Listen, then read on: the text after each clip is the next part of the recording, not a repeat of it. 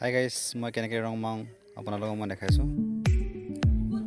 ৰংটোনো কেনেকৈ মিক্স কৰিব লাগে আপোনালোকক মই কৈ গৈছোঁ এইটো মানে 1 লিটাৰ কালাৰত 400 গ্ৰামমান পানী দিব লাগিব আৰু পানী দি এনেকৈ ভালকৈ চাফ চিকুণ কৰি কালাৰটো ধুব লাগিব ধুই মেলি কালাৰটো ঢালি দি ধুনীয়াকৈ চাফ চিকুণ কৰি